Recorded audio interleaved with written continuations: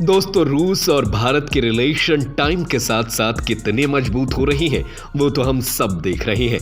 पर इस समय इन दोनों देशों की दोस्ती को दर्शाते हुए जो न्यूज़ हर जगह फैल रही है, आज उस पर चर्चा करेंगे।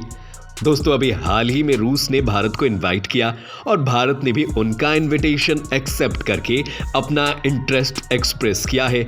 व्लादिवोस्तोक जो रूस का एक फॉर ईस्ट रीजन शहर है, उसमें एक सैटेलाइट सिटी डेवलप करने को लेकर ये सैटेलाइट सिटी पीएम मोदी के एक्ट फॉर ईस्ट पॉलिसी के तहत ही डेवलप होगा, जिसमें पोर्ट, रोड्स और एनर्जी इंफ्रास्ट्रक्चर बनाया जाएगा। अब आप सोचेंगे कि रूस को ऐसी क्या जरूरत है इसकी, तो आपको बता दें कि व्लादिवोस्तोक वो सिटी है जिस पर चीन के लोग अपना हक जताते रहते हैं। उनका मानना है कि रूस ने ये चाइनीज शहर इलीगली उनसे छीन लिया था। ध्यान देना, चीन के लोग हक जताते हैं। अभी ऑफिशियली चीन ने नहीं, पर चीन के ऑफिशियल्स ने अनऑफिशियली बहुत बार क्लेम किया है। दोस्तों, भारत और रूस दोनों ने नॉर्थ सी रूट में trans Arctic container shipping line और प्रोसेसिंग फैसिलिटी की पॉसिबिलिटी पर भी चर्चा की है। अगर आप देखें तो ये जो एक्ट फॉर ईस्ट पॉलिसी है वो इंडो पैसिफिक स्ट्रेटेजी का ही हिस्सा है, जिसमें भारत वेस्टर्न कंट्रीज के साथ साथ रूस के साथ भी कंटिन्यू करना चाह रहा है, जिसमें आप देखें एनर्जी का बहुत बड़ा रोल प्ले करता है, क्योंकि रूस के पास नेचुरल गैस के लार्जेस्ट नॉन रिजर्व्स हैं और ये सब रूस के ज्यादातर फॉर ईस्ट में ही प्रेजेंट है। और भारत ने जो ऑयल और गैस में इन्वेस्टमेंट किया है वो $15 बिलियन से ज्यादा तो अकेले रूस में किया है, जो अभी तक की सबसे बड़ी डेस्टिनेशन है इंडिया की ओवरसीज ऑयल और गैस सेक्टर इन्वेस्टमेंट को लेकर।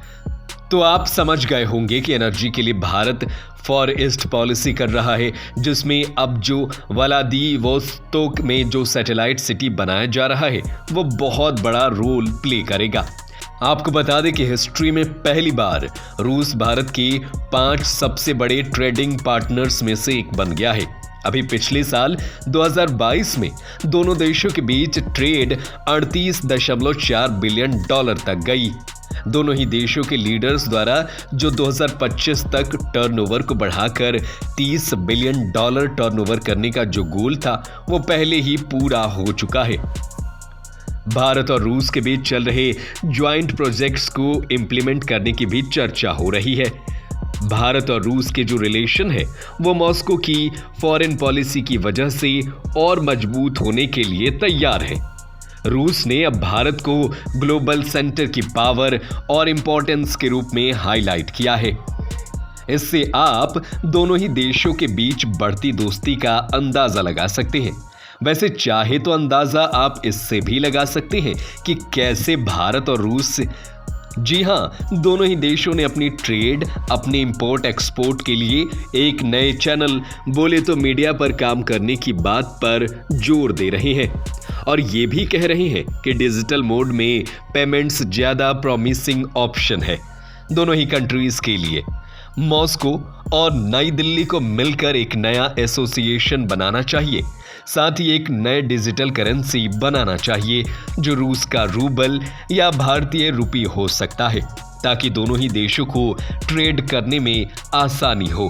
क्योंकि जैसे ही हम जानते हैं, पहले ज्यादातर सारे ट्रेड डॉलर्स में किए जाते थे, पर अब रूस को डॉलर में ट्रेड करने से बैन कर दिया गया है। ये एक बड़ा कारण है नई करेंसी लॉन्च करने का, और साथ ही एक बड़ा कारण ये भी है कि भारत अपने रुपए की वैल्यू मार्केट में बढ़ाना चाहता है और अपने रुपए में ही इंटरनेशनली ट्रेड करना चाहता है। इसके लिए काफी सारे देश मान भी चुके हैं।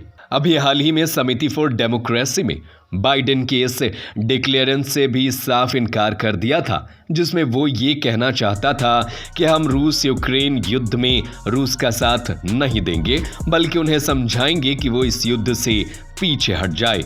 भारत और रूस की ये जो दोस्ती है वो पिछले कुछ डिकेड से बहुत ज्यादा एक्टिव हुई है। अब ये देखने वाली बात होगी कि ये दोस्ती कब तक और कहां तक चलती है। दोस्तों, आपको क्या लगता है ये सैटेलाइट सिटी बनाने का जो प्लान है वो कितना % सक्सेसफुल होगा, और ये जो दोस्ती है दोनों देशों के बीच वो भारत के लिए कितनी जरूरी है और कितनी महत्वपूर्ण है? हमें कमेंट करके कमेंट सेक्शन में जरूर बताएं, और ऐसे ही दिलचस्प बातों के लिए हमें सब्सक्राइब करना ना भूलिए। हम आपसे मिलेंगे अगली वीडियो में, तब तक के लिए धन्यवाद।